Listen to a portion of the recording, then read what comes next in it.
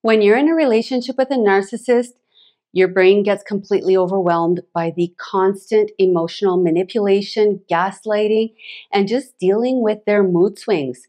And over time, this takes a serious toll on your mental health and your cognitive abilities.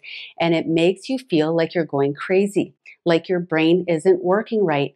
And that's because it's not.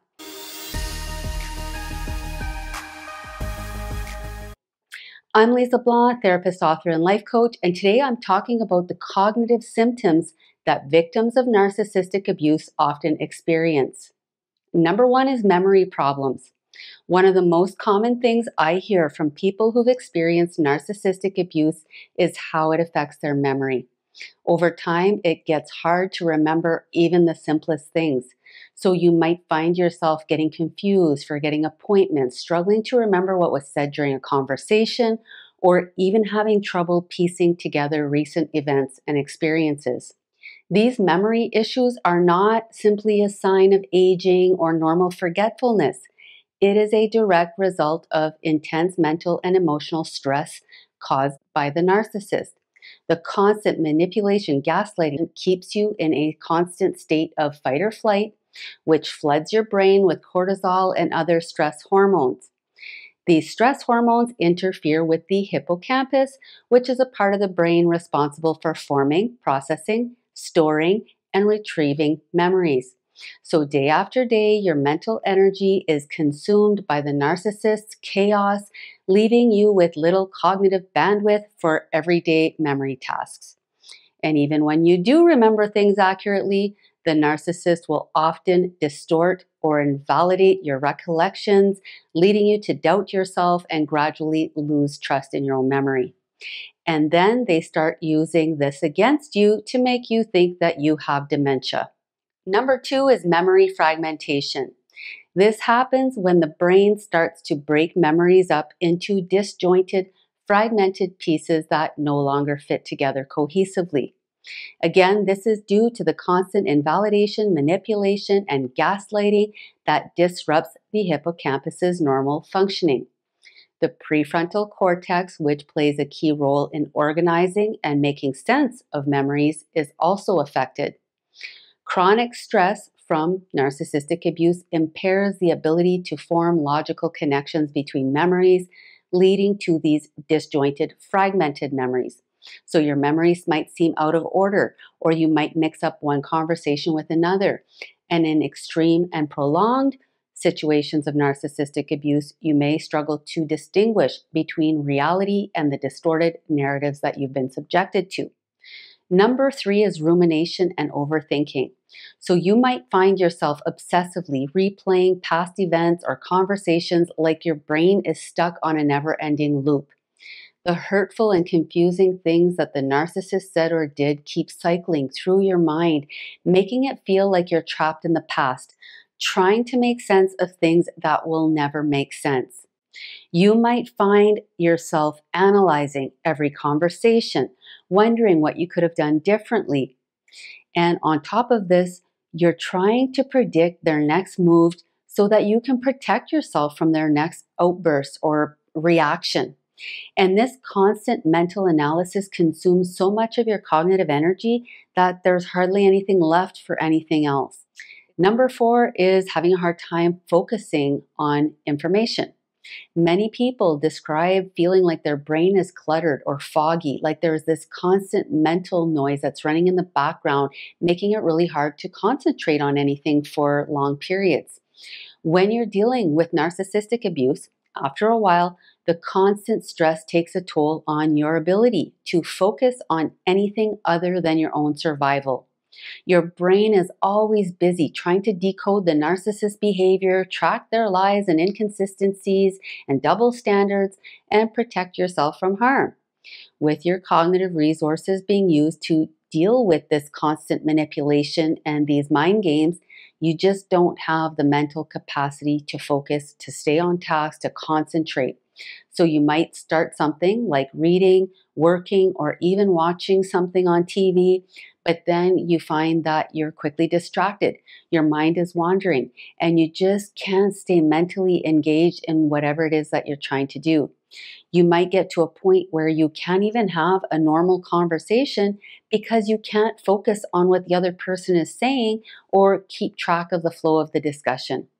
This mental fog makes you feel like your brain is constantly overloaded, like it's fried and just isn't working properly. Number 5 is reduced judgment and decision-making abilities.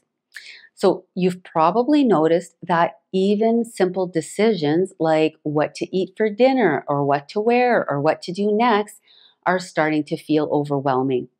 And this is a common experience. And again, it's a direct result of the constant mental strain and emotional stress that the narcissist is putting on you. At first, it might seem manageable, but when you're living in this constant state of anxiety, fear, self-doubt, your brain starts struggling with these basic cognitive functions.